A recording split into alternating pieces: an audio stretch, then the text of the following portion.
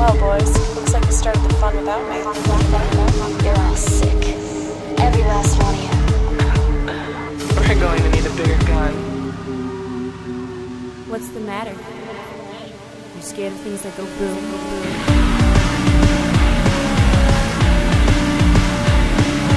Give me one goddamn reason why I shouldn't blow your goddamn brains all over that goddamn wall. Bonjour, welcome to Le Podcast. Oh, it is once again time for Le Podcast. My name is Eric, and sitting with me is masochist, sadomasochist, Michael Kester. Thank you for that. And we have a Two will films. to live. Yeah, we we have. do. I'm not sure if we do anymore. We have two. It's just so hard to do this fucking show. It'll be fine, man. Oh God, wait till people hear what we're doing next week. Okay, so we have two films we're doing on the show today. Sure. And we're doing some French movies. Yeah, it's like I a guess. French existentialism thing. Is that what it is? Sure. All right, Michael. So what are we doing on the show today? We're going to do Jean-Pierre Jeunet's Amelie and Pascal Laugier's Martyrs. So this borders dangerously close to end of the year perversion. Mm-hmm. This is, all right. So here was the idea. Ready? I'm going to give you the elevator pitch. I'm interested in the new French Extreme, and I want to know about, we mentioned this flick Martyrs a while back. I've been trying to get people to watch with me. Strangely, no one would watch it. All these people had already seen it when it came out and refused to even talk to me about it. Weirdos. Okay? They're all That's weird. fine. But, I had a couple people tell me, hey, have you seen Martyrs? Now that I think back, no one ever said, you should really see it. I said that. You did, but I remember, someone will have to go back and listen. I think I was on that Killer Review show, and I don't know if it made air or not, but I remember that guy saying, you should really see Inside. That might go good with Martyrs. And then there was a pause, and he would say, have you seen Martyrs? And I don't think anyone wanted to be the one to tell me, because then I would come back to them, and you told me, so it's just your fault. All right, so wanted to do Martyrs on the show. Yeah. Now you had told me Martyrs, a little bit heavy, Pretty heavy, yeah. a little hard. Sure. Right? But it's damn French. It's definitely fucking French. So I said, yeah, right. If you want new French Extreme, come on. Yep. So I said, all right, why don't we do Amelie? Yeah. Because we've been saying since the fucking Alien movie that we would do Jean-Pierre Jeunet. more Jean-Pierre Jeunet. We were going to get some more in. So it kind of seemed like a funny idea, right? Yeah, normally... Little light side, little dark side, little happy, little sad. Normally on this show, we wouldn't give you guys Amelie. Amelie is probably... It's a little bit too Oscar... Probably too happy. It's a little bit too Oscar meat. Well, it's a little bit... it got shafted on a lot of stuff, yeah, so but I don't want to say it did get a lot of... We would have gone for the underdog. We would have gone for something like Delicatessen or something new, like Micmacs. But we would definitely not have gone for Amelie.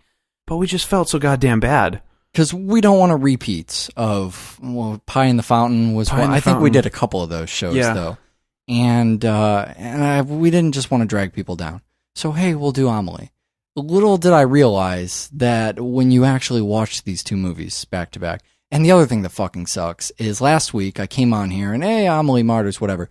I hadn't seen Martyrs yet. Right. So I was not aware of what was about to happen. And I was just kind of playing being along. a douchebag, I believe. Yeah, that's another way to put it. Douchebag isn't even the right... You were an asshole. Yeah. You were just a fucking jerk is what happened. You don't like spoilers, buddy. So what ended up happening is something akin to, I would say, Tank Girl and Schindler's List. But that was just a good show. Mm-hmm. There was nothing... there's going to be spoilers in this show. And then we have chapters. It's really hard, man. It's really hard. All right. For everybody, I'm assuming everybody who is listening to the show has seen Amelie. If you haven't seen Amelie, you can skip right ahead to Martyrs if you've just seen Martyrs of the two. And if you don't want to go through any discussion of Martyrs, which I guess I don't really blame you. I loved the film. It's one of my all-time favorite endings of any film. I don't want to sound like I'm coming on here and saying I don't like the film, know but that. you understand the profound reaction. I'm 2 years old on Martyrs. You're what? 5 minutes? 5 minutes, It's been 4.5 minutes, I think. So it's important that we go into this with a unified front, as we always do on the show. We're doing Amelie first, right? Yeah, we're definitely doing Amelie first. That's the worst part, man. That is just... As we watch Amelie, I think in my head, this is really happy in French, but we'll do Martyrs second, and it'll be kind of funny because then everyone will see Martyrs and be sad.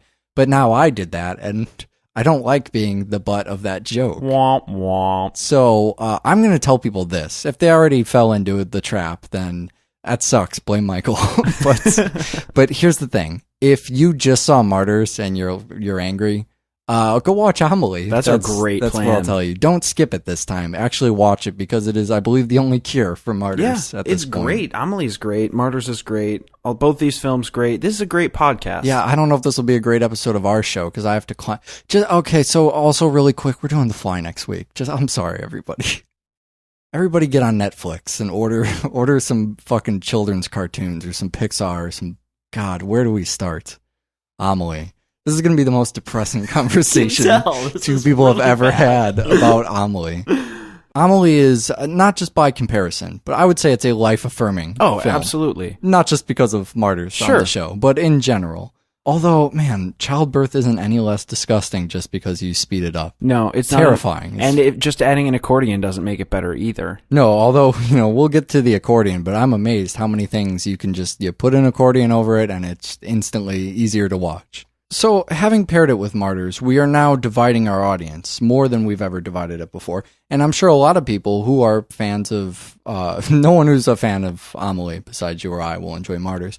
But maybe the other way around, people who... I think a lot of people who come on the show to listen to Martyrs will kind of scoff at Amelie. So, I mean, this is a movie, and, you and I have talked about this, so I think we're kind of on the same page here. This director... and this is so good for us too, anybody who watches a lot of movies, is such a breath of fresh air. Absolutely. And part of that is, we don't understand French movies. Right. We're getting there. It's a slow learning process. Right. Well, we did Triplets of Belleville way back in year one, and that was kind of both the of most us. confusing show we've ever done. We threw our hands up, said we don't know what's going on, but everybody's really French. Yeah. Please email us, and then no one emailed us because no one understands what's happening in that film. Then we also already hit on Jean-Pierre Jeunet earlier last year in one of our Killapaloozas. Alien 4, very easy to understand. We knew exactly what was going on there. Although at the time, we didn't understand the director at all. Said, we'll get back to that at some point. We don't really know. And so now we're finally moving into what I guess is the Jean-Pierre Jeunet film. Don't forget Man on Wire. That was my biggest insight into French people on Double Feature. Our show is just a long string of what we learn about French people as told by movies, given the awful perspective of these narrow stories told by movies. And that's something that Amelie is very often a problem people have, is that it's portraying French life as something over the top, extravagant, full of wonder and amazement. Yeah, far more whimsical than anything in the Western world. Like it's Willy Wonka and the fucking chocolate factory. Yeah, pretty much. The thing about Amelie specifically, I don't want to get too far off into an all-French film tangent, because Martyrs alone will let us know that all French filmmakers do not do the same thing. But definitely a good percentage of French films that I've seen seem to highlight the fact that everybody's weird and that's okay. Right. Amelie does that great in the setup to the film. Sure. There's kind of profiles of every character. Yeah. A lot of the film is voiceover. Especially that early chunk. And you get a lot of, this is this character, he likes these really idiosyncratic things, he dislikes these number of idiosyncratic things. It builds the character in a way that you wouldn't normally see if they were just dealing with everyday bullshit stuff that you see film characters deal with. Pay bills, 9 to 5s. Exactly. The stuff that you see film characters have to deal with in order for a lesser film to establish the characters as people. Sure, and that, there's a bunch of excuses for that. I mean, first of all, I'm going to accept that just because that's the way Amelie sees the world. Sure. So that's the way the world really is. Everybody in the world is like that in the film. Right. But also, I like that there is a man out there, Jean-Pierre, who in this specific film right here, this one film, has decided that he is just going to show everybody as this, whimsical is the word to go back to, because that is what we're talking about. These small, cute, quirky little aspects of people's personalities that we don't see in everyday life. Mm-hmm. Buried within a lot of people, not all people, as this film would have you believe. Right, exactly. But within a lot of people, there are small hobbies. You get to know someone and you find that they have these odd little interests. Sure. Almost everybody. Yeah. But I mean, if you're going to approach people on the street, you wouldn't find these as readily available as you would in a film like this. rather than deal with, as you mentioned, the type of mundane activities that you might find people doing in a more realistic film, he's decided, I'm going to show you the opposite side. I'm going to give everybody that as a way to counterbalance all the films that give no one that. Well, everybody lives as their subtleties. Instead of, and all the normal things that people do kind of get buried beneath all of the things that would normally be subtle aspects to a human being. Sure. You have people who are completely defined by tiny little things that maybe a person does. Good example, the guy that does the same painting every year. Yeah, right. He may do that every year. You might know somebody who paints the same painting every year. He doesn't talk about the painting his whole life. He talks about what fucking bills he had to pay. He talks about the fact that he ran out of milk one day too early. He talks about the sports and the president and the same stuff every boring human being will talk about in a given scenario. And then the further you get to know him, maybe the more comfortable he becomes around you, the more he starts screaming Renoir and talking about what the people are reading in this painting versus this painting. But instead, in Amelie, that's the first thing you get from everybody is their weird little thing, and that becomes them, and they embody that. The things that people live are the secrets, the hidden, the stuff you don't get to know. It's a complete inverse perspective to how, life would normally operate. And for me, and this is one of the reasons I love this director, especially lately, we see a lot of stuff on the show that I'm starting to get really good at wrapping my mind around. Although, when we get to Martyrs, once again, no idea what I'm talking about. But I feel like sometimes I'm rarely thrown off. And other times, after I watch films like these, I start to think I'm thrown off all the time. I never know what the fuck I'm talking about. But when we start getting into... we've just gotten so familiar, I think. Yeah. And it's so good for me to blow out the cobwebs like that. To see one of the, seeing Delicatessen, another one of his films, really just recently, and I'm almost playing catch up because as I watch these films, every single frame, all of the detail of it, it's lit in a way that I haven't seen. Sure. The characters act in a way that I don't understand them the acting. coloring, too. The color is always... this is a kind of a departure from his other movies, and a good one to talk about first, with the exception of Alien, I guess. But when we saw the fourth Alien, Resurrection was the name of it. Very orange. Delicatessen, very fucking orange. City of Lost Children, very orange film. And I don't mean to dismiss the films as they use these particular colors. On another show, I'm sure we can get into the specifics of that. But this, just the color palette of this film already sets a different tone. But you know what I mean about the visual look. You know, it's something different to get accustomed to. The world is, he does it. We've talked off the air about whether or not these films are sci-fi. At first, I was going to say, Amelie's different. It's not a science fiction film like, say, City of Lost Children. City of Lost Children goes pretty deep into sci-fi territory, but then you have something like Delicatessen, which people call a horror film. Yeah. And I don't know if that goes into sci-fi territory just because some stuff doesn't operate the same way it would in the normal world. But in all of these movies, to various degrees, physics, science, day-to-day life, something is off in a very blatant, but somehow at the same time a very subtle way. Yeah, well, and it's also non-offensive. It's not the kind of off that you worry something's going to happen. It's a comfortable disconnect from your normal physical setting. Not like something's waiting around the corner to get you.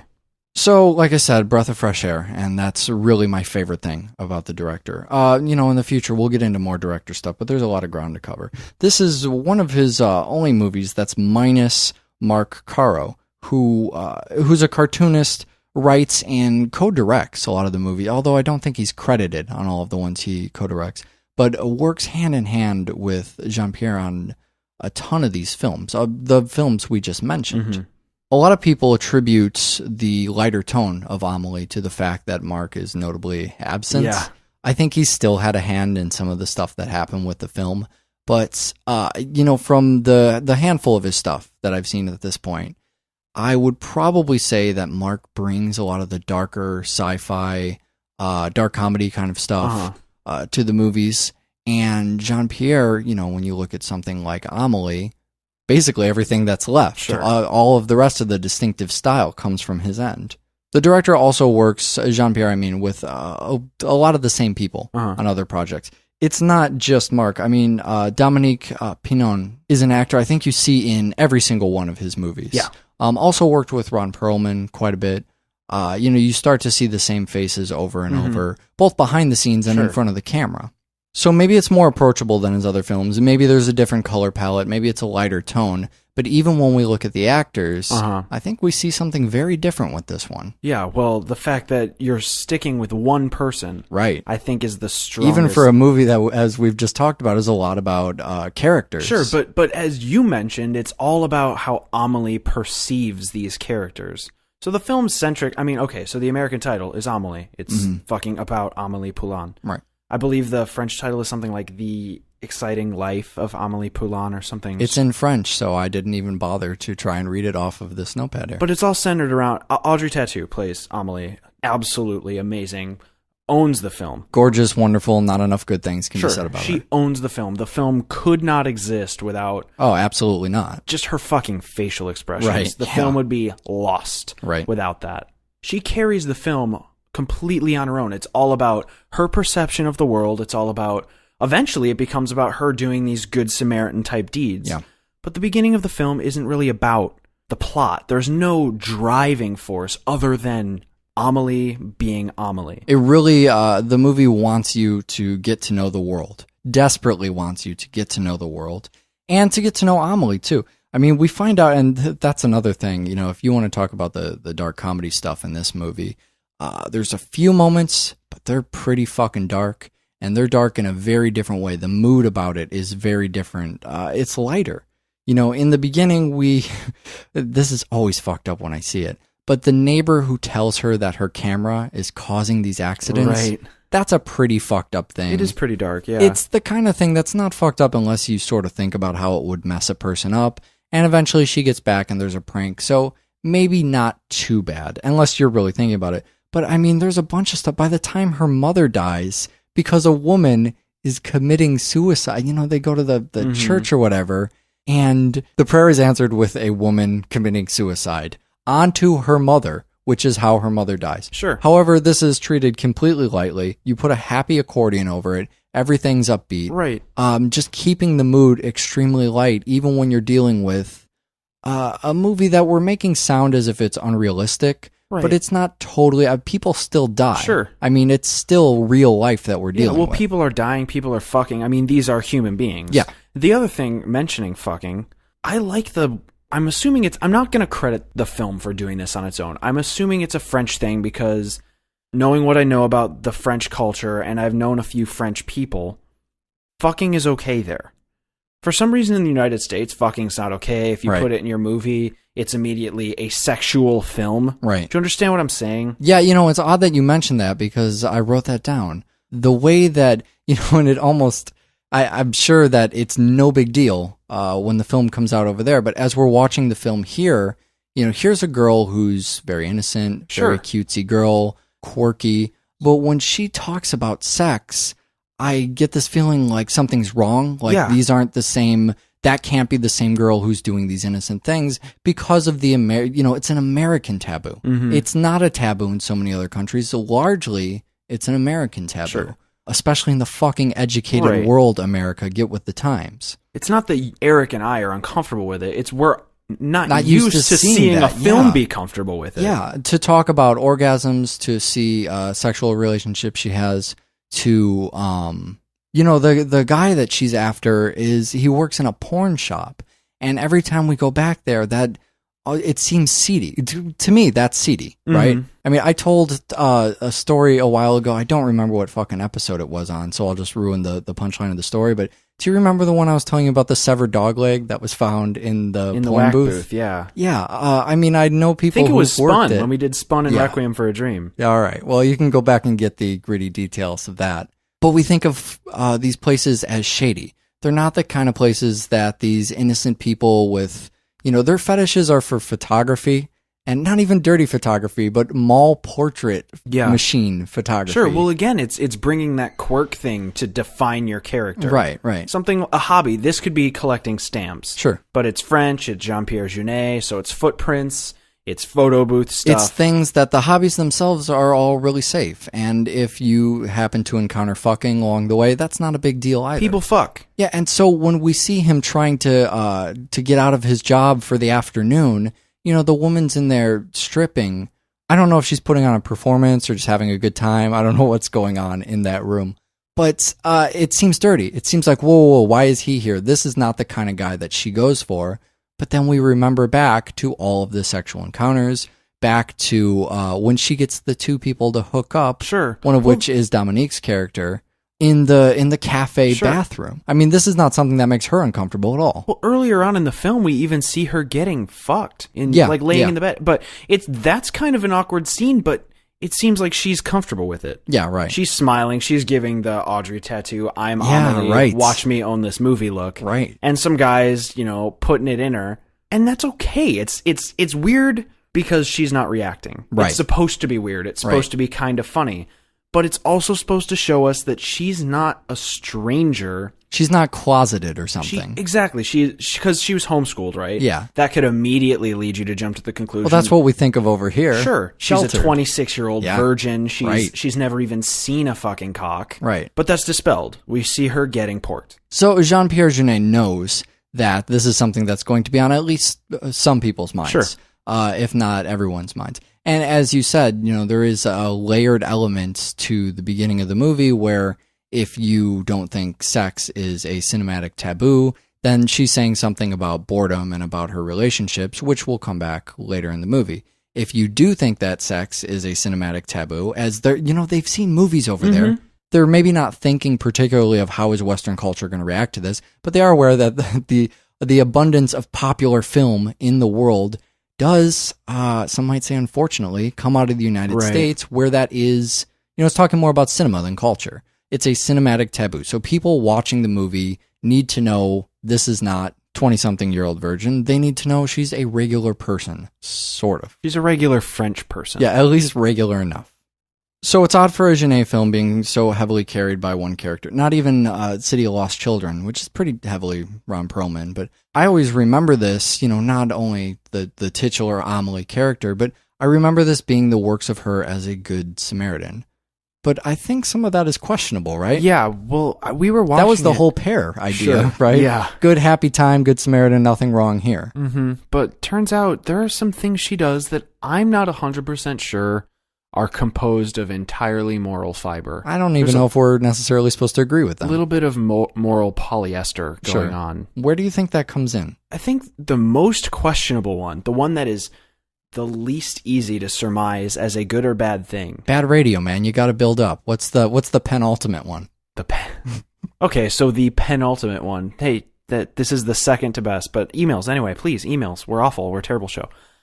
Terrible vocabulary on this show. The penultimate one is the Home Alone thing where she's setting traps for this guy. I would totally agree with that. She's doing kind of mean she almost fucking burns the guy to death in the one scene, but whatever. He survives. That's fine. The guy's kind of an asshole. Is it ever okay? Is anybody ever an asshole enough for you to break into their apartment and fuck with their shit? Probably not okay, but also not in the realm of things that are... Well, it's sort of seriously messed up. Yeah, the more you think about it, if you just deal with it on the surface... If the accordion's loud enough, it's not too bad. Thank you. But I think the worst thing that she does, and also possibly the best, okay? That's why it's weird. She writes this letter to this woman saying that her husband actually loved her and that he died wishing he had never left her. Mm-hmm. This woman who's been scorned and has gone on for years hating her husband. Amelie writes her this letter and puts it under the guise of this plane that crashed and these letters were lost. So the woman goes and assumes her husband has always loved her, and she becomes overwhelmed with joy, and her life kind of goes from this miserable, brooding experience to kind of a bittersweet happiness. Her husband is dead, he's fucking toast, but at the same time, she gets to be happy for the rest of her days. Yeah. But she was lied to. She's happy about falsehood. Yeah, I think it's simultaneously one of the best and most evil things that she does in the movie. I mean, if I'm going to be very strict about this, look, we already covered this on the show. It's the invention of lying, right? Yeah. I mean, that's exactly what we're talking about here.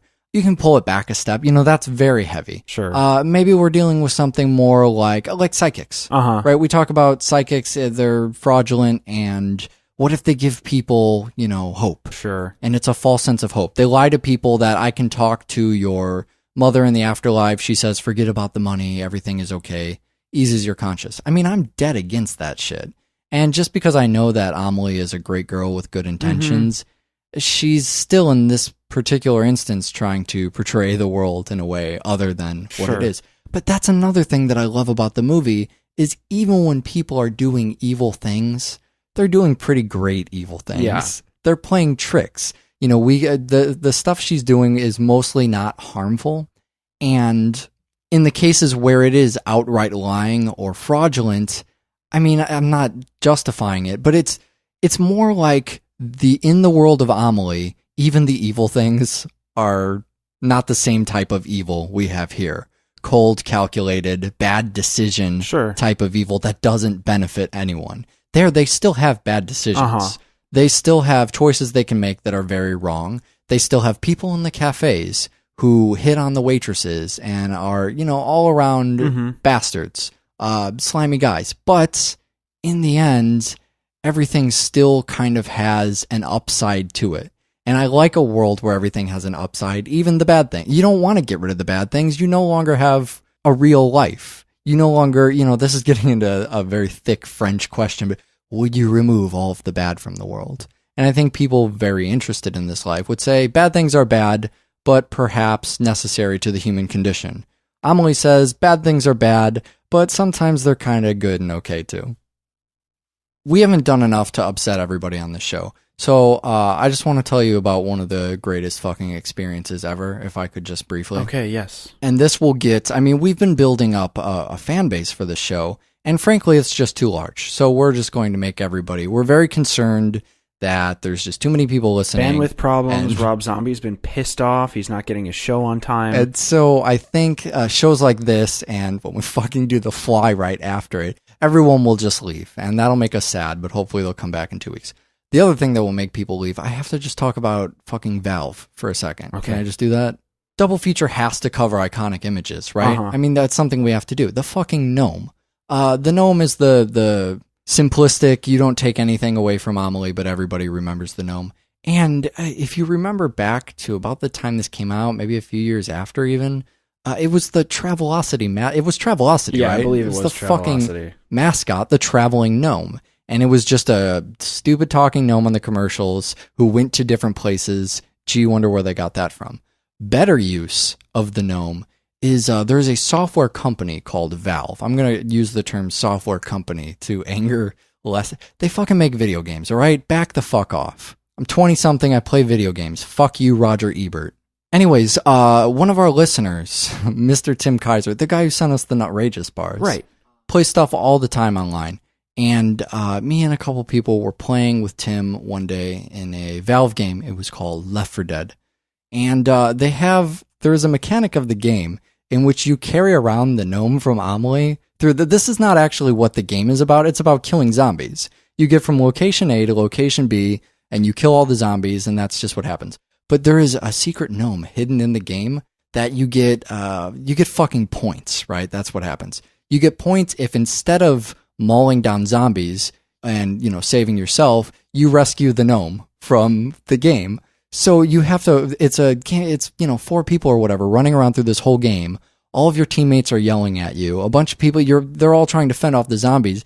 And one fucking jackass has to carry around this stupid gnome through the entire game. It's just priceless. It's some of the most fun I ever had. Hearing people scream at you over the live service on the fucking headset of your TV or whatever. Who's got the gnome? Drop the gnome. Mow that guy down. Somebody pick up the gnome. It is, I'm telling you, it borders on performance art. It's amazing.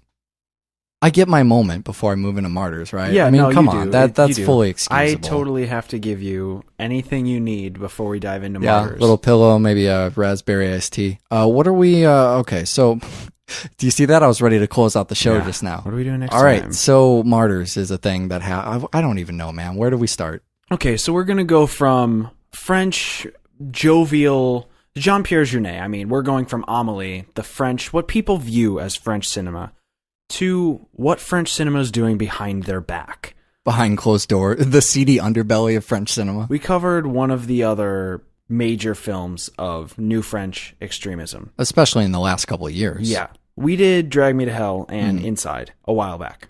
Now we're covering, there are two major titles. Everyone cites new when French they talk about extremism. Yeah. And the second one is Martyrs. If you did not like Inside and you have not watched Martyrs yet, skip ahead because Martyrs is far worse. Yeah, I would definitely agree with that. It's a lot harder to get. Well, I guess it depends on your specific thing that makes you cringe, but Martyrs is pretty amazing in that I wouldn't say it's a mixed bag. It's not a bunch of different things to try and, it's going to hit somebody's point somewhere. Uh-huh. It's just one or two specific things that no one is going to be okay that's about with. right. So I guess we won't talk about the French extremism thing too much. You can go back to that show, and I think we go through it pretty thoroughly. But there's something kind of similar happening here with the Splat Pack stuff. Or, we talk about old school American horror all the time. That's kind of what the French are trying to do. It's a new wave of horror cinema happening over there. Right. That inspired by American film, which is important to note. Inspired by and almost to one up as a way of saying, hey, the French can do something over here too. It's to say we saw Hostel is essentially what do you they're think doing that's what's over going there. on? It's almost as if all modern horror owes Eli Roth 5%. So my favorite thing about Martyrs is that up until and including the end of the film, you have no fucking idea what you're watching. Nope. And on top of that... Up to, including the end and the show that you do after you watch the film. But what I love about that is you do not stop watching. No. It's not one of those things where the film gets started and you realize, oh, this is too violent for me. I'm confused. I can't watch it. You're glued. You have to. There's no option to stop. You either watch Martyrs or you don't. You don't stop in the middle. And especially you can't because of all the fucking layers of the movie. Exactly. Well, that's the thing is the film is told in a ridiculously complex set of layers. Yeah. The first thing you see is a small girl running out of a building. Right. As if that's not confusing enough, you're immediately whisked away to an orphanage where some terrifying shit goes down. Right. And then my favorite part of the film. So you're skipping over the archive footage, which is also, man, does this film jump around. So something I really like about the beginning of this is that you have, a lot of times in movies, something like Feast does this. You get a credit smash cut. A smash cut this is just not the place to discuss smash cuts, but it's essentially an editing technique where a scene can build on another by, you see it in comedy a lot. Oh, geez, I hope this doesn't happen. Smash cut, you get the next, the thing happening. And it's used for comedic effect. It's used for horror, for shock value all the time, especially when you go from something that's very pleasant to something that's we talked about it in Stuck. Yeah. But a commonly used technique is to do that for your credits. Horror does this all the time in a way to say something like The Hills Have Eyes 2, I think, where you have a really perverse opening scene. Bam, The Hills Have Eyes 2. It's to say, look at my giant horror balls. Exactly. Oh my God, I am a horror film. You just saw an extreme piece of horror. What film showed you that? Bam, this film. And Martyrs gets away with that not only once, but fucking twice. Yeah. They have the opening scene of the girl running, and then they smash cut to archive footage with the credits. So you're thinking, oh, that was the big, what the fuck? A girl's running. Well, How you're is thinking that? What's Flying going on there? Tom at that point. Yeah. Which is one thing you could do with a cut like that. And you get the credits, and you think that's it for the credits. But then you get the orphanage stuff, where you end on that backlit silhouette perched on the bed. Bam, title, Martyrs. You get two fucking smash cuts in the beginning. And then right from that, you get one of the strangest things in the film where you see the little girl running and screaming, and you immediately assume you're just picking up where you had left off, and the little girl's terrified.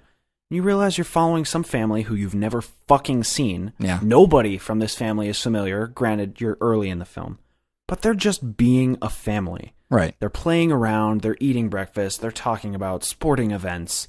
They're doing normal family bullshit. While you're still trying to look for your protagonist. Sure. You're still trying to figure out who this film is about and what's going on. Yeah. Something that you'll be trying to do for a long time. And this scene goes on for a while, and I think it goes on for the perfect amount of time. It starts and then lets you down. You realize you're not supposed to be scared. Yeah. Then you watch it and you realize whatever's going on, there is too much bullshit going on here. The family is talking too much about stuff that does not apply to what you've seen at this point, and something's got to happen. And still nothing happens. And you wait a little bit longer, and the doorbell rings. And at the time the doorbell rings, you're not thinking, here we go, here comes the shit. You're thinking, okay, I guess the film is a little bit slower than I thought. Right. You're thinking someone's going to come to the door. Sure. And maybe shed a little light on what you've seen. Right. The matron of the orphanage, right? Yeah. I'm sorry, your niece was killed. We didn't realize she had family. Something stupid like that. Sure. Door opens and the man's chest explodes. Yeah. Welcome to the fucking party. Yeah, when you spend too much time lingering in a place like that, you get something. When we talked about funny games, there was another goddamn show that was just, Jesus, hard candy and funny games. Looking back on the greatest hits of Double Feature, making people delete this podcast feed. But you want to spend a lot of time getting to know the family because they're going to be your survival unit. Fucked up things will happen to them, and you're supposed to feel. And this is such it's a mom and a dad and fucking 2 kids, and they're all eating breakfast and sharing stories, and you're seeing them at breakfast. That's the most comfortable place to be. And you start identifying with them and thinking, this is who you have to follow. As soon as you get the shotgun, I mean, the girl who enters the door is the villain. Right. And, your mind's racing because you've seen the archive footage and you've seen the opening. You're putting things together. You're trying to figure out where this girl may play in. Every time you see something happen, your brain, instead of watching, goes, where does this fit into what I've seen? Sure. It's a puzzle. Have I seen this girl before? Was this the girl on the bed? Right. What's going on here?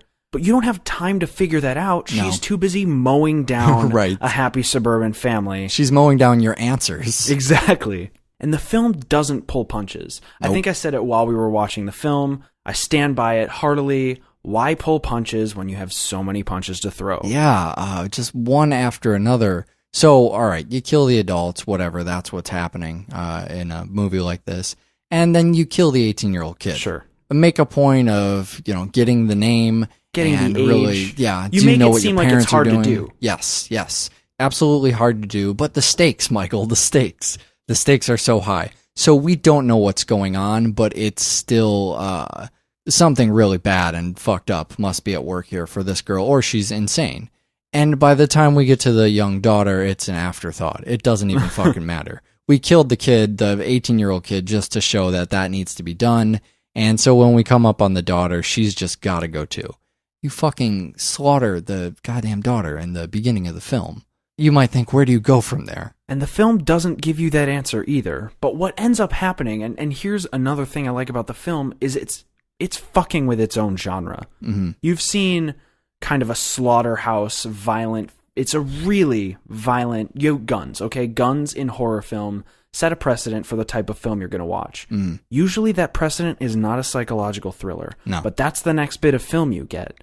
You get Lucy grappling with what she saw when she escaped from the original thing. You find out that she killed these 2 parents because they were the ones that tortured her. Sure.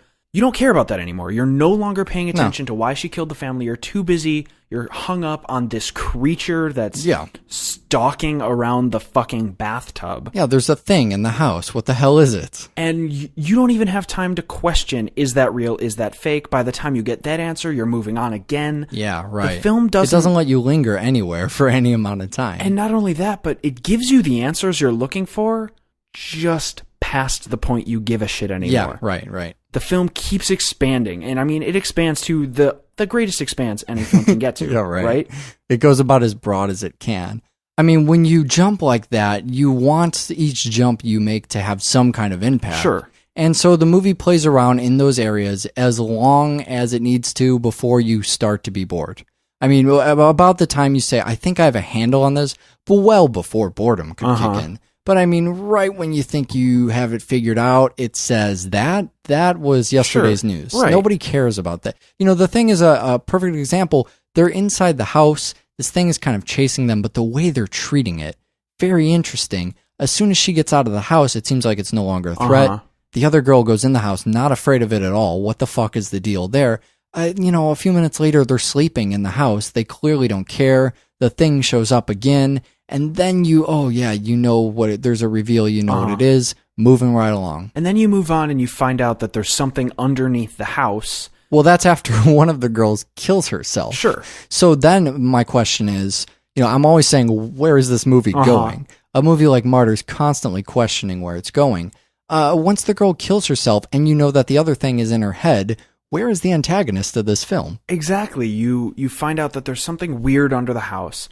That should be lingered on. That is something that another film would spend time exploring, spend time finding disheveled documents in a room and a cigarette butt in an ashtray so you know that people have been there. But instead, you go down there, you head in a straight path, you don't look down any extra doorways, you find another girl, a real girl, who's in the same situation as this creature you've been running from, and you think the film is kind of winding down. You realize, oh, she's discovered this girl who's in hell here, she's in this awful position. Right. She's going to rescue her. And right about the time you think, wow, she bathed this girl, she took this disgusting visor off of her head. Right. Saved her. The girl gets shot in the fucking head. Yeah. Suits run into the room. This is my favorite part of the confusion. Yeah. This is one of the biggest, we're fucking switching gears here. I mean, I think even as we get to the end, never does the movie change so much as that point right there. Right. It's just that character you thought you were spending time with, did you forget what movie you were watching? Shoot them, moving right. I thought for a second there they were going to shoot Anna and just move on to a totally new set of characters because it seems like the lineup has been rotating so much. Right. But instead these suits run into the room, and this is the point where I turn to you and go, we're an hour in, the plot's going to start. Yeah. So let's take a moment before we get into the second half of the film, which I'm going to take a huge diatribe about in a moment. Great. Martyrs has kept you watching this film for an hour. Everything you've seen is essentially just to fuck with you, make you uncomfortable, prove to you that the film will not apologize for what's going on. Do you feel betrayed by the end of the film knowing that the first part of the ride is only an emotional setup, but not one for plot? If I had the fortitude, the constitution perhaps, I would watch it again in a heartbeat. A movie that that's why we've been kind of going through this blow by blow, is because it ropes you in so well. How often do you see a movie that you don't know what the fuck is happening even an hour into the film, and you're kind of okay with that? Yeah. You keep moving fast enough that you don't really have time to think about that. I think everything leading up to that point, just beautiful execution. There's a whole section in here that we don't need to get into too much, where this girl's being tortured. She's being force-fed what I'm assuming is disgusting food. She's being beaten. I believe we've talked about that on every other show we've ever done, so that's fine. Bad stuff is happening to this girl, right. And it's awful. It's very difficult to watch. Yeah. She ends up without skin. That's what goes on. That's about all you need to say, right? But what actually goes on here is one of the most brilliant things, and this is, I am crediting the French beyond just the film here. Thank you, France. You find out that there is some elite group of people, all old people, as we've seen, torturing girls because they believe that there's some transcendental property that women tend to achieve when tortured.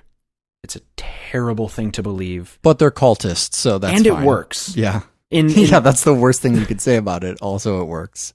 Yeah, it did. Yes, it did. She goes through this nightmare.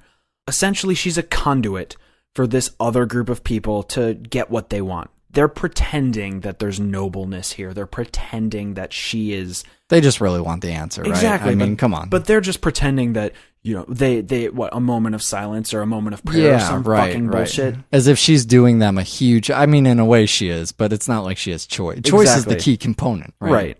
Well, that's why I like the title. The title is Martyrs, and usually when you hear the word martyr, in this film they define it as witness. That's probably the basic definition, and that's great.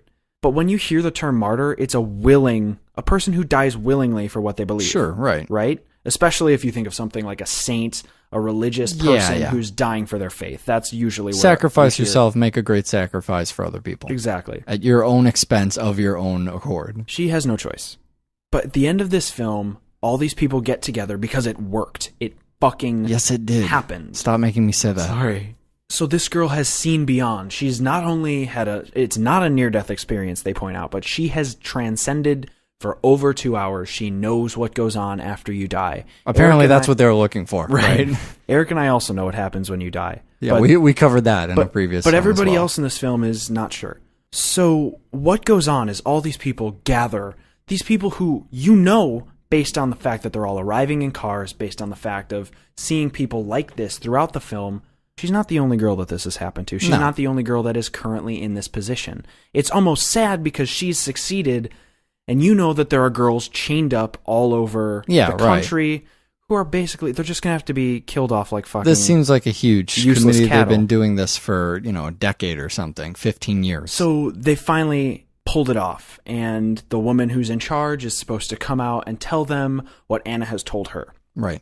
The woman shoots herself in the head. Yeah. She says, keep doubting to the man who's kind Well, of... ask him, do you know what happens after Exactly. death or whatever? This is a very deep point to this film because it can mean any number of things. Yeah. It can mean what happens after you die is so fantastic, I want to die now. Sure. What happens after you die makes life so meaningless, why should I live anymore? Mm-hmm. Another thing that I didn't think about until I'd watched it this third time, we've seen this woman give the speech where she says, look at the eyes. We see it early on before the torture starts, right? Yeah, look at the eyes. This woman believes more in this than anybody else. She could be totally fucking wrong. Yeah. They say that these girls, when they're beaten, start seeing things. They start hallucinating, right? Yeah. Who's to say that Anna has not just seen some crazy bullshit and Sure. this woman just She's happens talking to her believe- imaginary friend through Exactly. the last end of the movie. This woman takes her own life based on her own beliefs, and for all intents and purposes, she could be fucking wrong. Yeah. The best part is that she leaves everyone else who's been involved in this to ask the same question that I'm posing. Right. And the film doesn't answer it. Thank you, Pascal Laugier. So I'm going to give you one even better. So I went away aware that all of those were options, but I looked at this as a character story, as anytime I'm seeing a film where a fucking girl is completely tortured the whole time. Well, okay, so these films can also be called rape revenge. I think I know where Yeah. you're going here, and we've gotten past the rape part, which leaves revenge. Yeah, right. So, I mean, if I'm going to look at this as a rape revenge film, I mean, this film goes in so many directions. Sure. I think it's debatable if you would call it that. Starts it that plays way, around it. Yeah, right. But I mean, as I said to the you, shotgun scene is revenge. Sure. I mean, you're already Right. dealing in that genre. as I said to you when we started watching the film, it's a rape revenge, but the ending makes the film far more legitimate than something like Last House on the Left. Or certainly more complex. Absolutely. So, a movie that has shown everything that this girl has been through. I don't need to build it up for you. I've been having trouble doing this fucking show because of it. This girl goes through all of these pains. These people fuck with her in a way that people have never been fucked with, rarely been fucked with throughout the history of time. And in the very last instant, they count on her for something. So I like the possibility that Anna said, well, I'm not getting out of this situation. The worst things ever imaginable have been done to me. I see what people who get out of here look like. The only way to get the revenge part of rape revenge is basically to tell these people something that would make them kill themselves. So here is this woman. She's the head of this organization. She's the one who wants the secret. I don't know what she told her. It doesn't even really matter what she told her. What matters is you see the end outcome. I think she's fucking with them. I think whatever she said, that was her way of, you see in the end of the movie. Just again, to look at this as a character story, she has to survive. She has to ignore the pain. She keeps telling herself this. She's told this in her mind. What does she have to survive for? I mean, you could say it's just to see what happens after death, and that kind of makes this a different movie, and that's totally a possible direction to go. What's so much more amusing to me is that she survives for the sole purpose of fucking over the people that have messed with her, of making this a rape revenge film, when without that last element, you don't have the revenge. My favorite thing about this ending, I said to you this might be my favorite ending of any film ever. It's that you don't know, and the film does not give you that answer. No. You can watch the film 100 times. Well, you potentially, No, you can't. hypothetically, No, you could you watch couldn't. the film 100 times. You watch the film about 3 times. And there are no answers. The film does not bury those answers because they're far too deep. And I think the film knows it. The film knows that is a realm. Well, I mean, what is it going to tell you? You know, this is what the afterlife is like, and then she walks down and tells everyone what it's like, and that's the end. I mean, come on. That would ruin the entire fucking movie. Yeah, there's no point there. You know, if they say specifically what Anna said, you lose that whole layer of interpretation. I mean, this is the only way to end a film that has gotten itself. So, you know, there are points, 10 minutes in, you could end it this way. Another 10, you could end it this way. 30 minutes in, you end it another way. But once you've gotten yourself to martyrdom, this is, I think, the only out that this film has. And it fucking takes it. All right, it's your job to explain to me. We have a website, doublefeatureshow.com, and an email address, doublefeatureshow@gmail.com. You know, here's what I actually want to know, because we go on about this shit all the time, but our listeners, they probably have more of a stomach than we give them credit for. I want to know if anyone watched both Amelie and Martyrs. And if you liked them both. Yeah, if you liked them is great too. But I really want to know if you have been turned off at all that we drug you through those movies. If we give you the title of two movies and you blindly watch them, as I know a lot of people do, would you be pissed at us that we gave you that experience? Which, by the way, turns out, watching these two movies back to back, not a good cinema going experience. But I'm curious people's reactions to that, and if they enjoyed the double feature itself. So now it's up to you to explain why the fuck we're doing these movies next week. Have we not tortured people enough? What the? Are you just leaning on Amelie? Is that what's happening here? You know, the reason we're doing this stuff next week is because I just made you watch Amelie and Martyrs, and I've seen The Fly. I'm familiar with The Fly, and you're telling me Altered States is a movie I need to watch. So this is you doing to me what I just did to you. Altered States goes in the category of movies I saw a while ago that I'm not. Mad Science, man. You can't beat Mad Science, Absolutely right? not. I'm all for Mad Science. Well, we'll see if that holds up next week. Great. Watch more fucking film. I'm sorry, guys. Jerk is what happened. You don't like spoilers, buddy. So what ended up happening is something akin to, I would say, Tank Girl and Schindler's List. But yeah. That was just a good show. Mm-hmm. I mean, there was nothing. There's going to be spoilers in this show. And then we have chapters. It's really hard, man. It's really hard. All right. For everybody, I'm assuming everybody who is listening to the show has seen Amelie. If you haven't seen Amelie, you can skip right ahead to Martyrs if you've just seen Martyrs of the two. And if you don't want to go through any discussion of Martyrs, which I guess I don't really blame you. I loved the film. It's one of my all-time favorite endings of any film. I don't want to sound like I'm coming on here and saying I don't like the film, know that. But you understand the profound reaction. I'm 2 years old on Martyrs. You're what? 5 minutes? 5 minutes, It's been 4.5 minutes, I think. So it's important that we go into this with a unified front, as we always do on the show.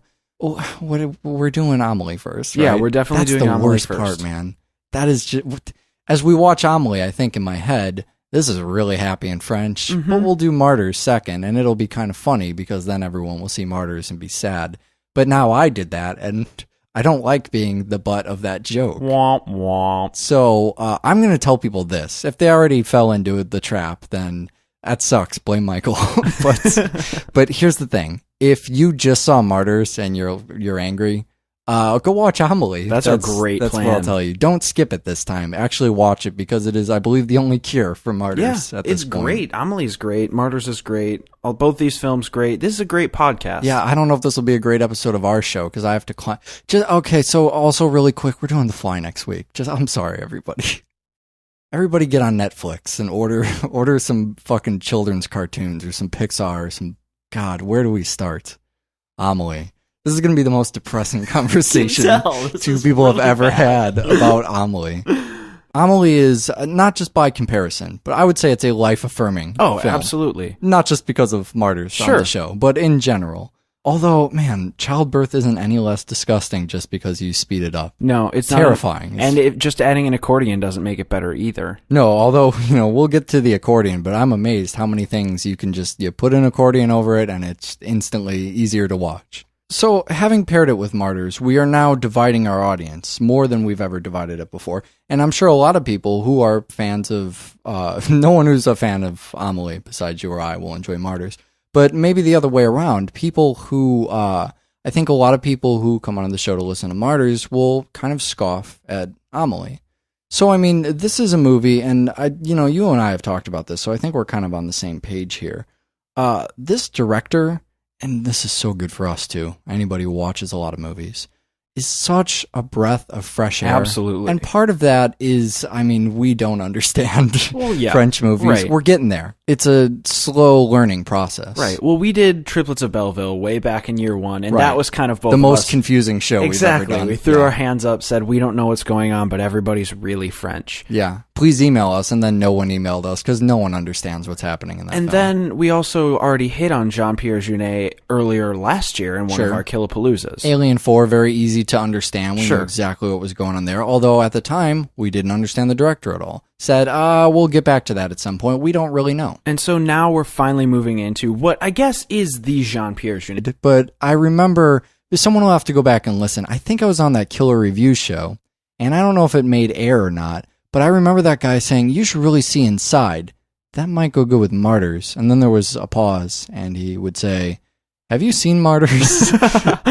And I don't think anyone wanted to be the one to tell me, because then I would come back to them. And you told me, so it's just your fault. All right, so wanted to do Martyrs on the show. Yeah. Now you had told me Martyrs, a little bit heavy, Pretty heavy, yeah. a little hard. Sure, right? but it's damn French. It's definitely fucking French. So I said, yeah, right. If you want new French extreme, I mean, come on. Yep.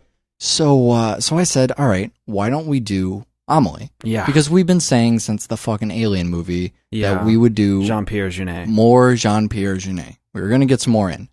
So it kind of seemed like a funny idea, right? Yeah, I mean, normally... Little light side, little dark side, little happy, little sad. Normally on this show, we wouldn't give you guys Amelie. Amelie is probably... It's a little bit too Oscar... Probably too happy. It's a little bit too Oscar meat. Well, it's a little bit it got shafted on a lot of stuff, yeah, so but I don't want to say that. It did get a lot of... We would have gone for the underdog. We would have gone for something like Delicatessen or something new, like Micmacs, but we would definitely not have gone for Amelie.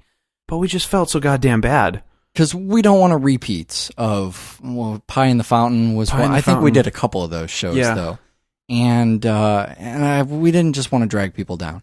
So hey, we'll do Amelie.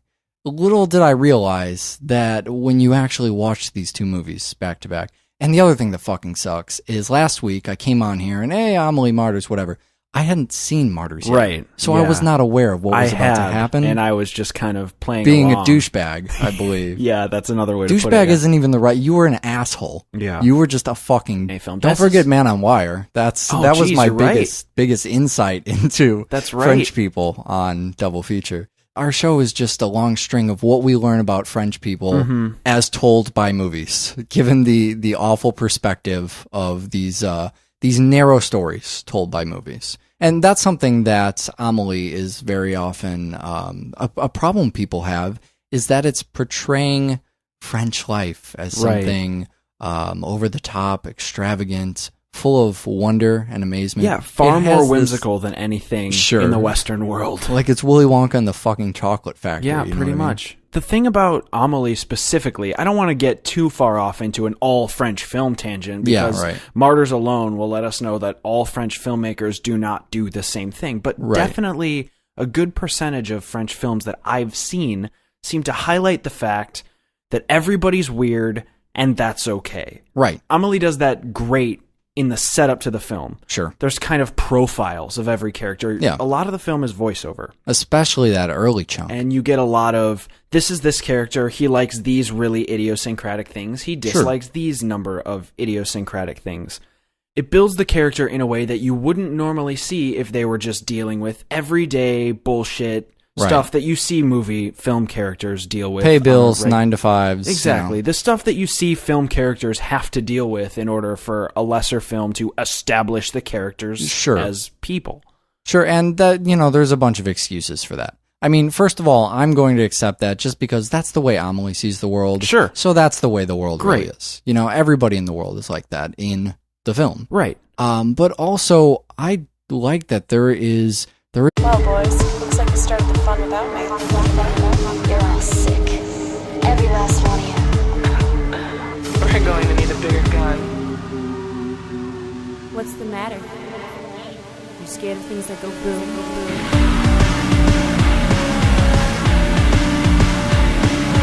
Give me one goddamn reason why I shouldn't blow your goddamn brains all over that goddamn wall. bonjour. Welcome to Le Podcast. Oh, it is once again time for Le Podcast. My name is Eric, and sitting with me is masochist, sadomasochist, Michael Kester. Thank you for that. And we have a Two will films. to live. Yeah, Do we we have? do. I'm not sure if we do anymore. We have two. It's just so hard to do this fucking show. It'll be fine, man. Oh God! Wait till people hear what we're doing next week. Okay, so we have two films we're doing on the show today, Sure. and we're doing some French movies. Yeah, it's like I a guess. French existentialism thing. Is that what it is? Sure. We're All right, doing. Michael. So what are we doing on the We're show going to today? do Jean-Pierre Junet's Amelie and Pascal Laugier's Martyrs. So this borders dangerously close to end of the year perversion. Mm-hmm. This is, I mean, all right. So here was the idea. Ready? I'm going to give you the elevator pitch.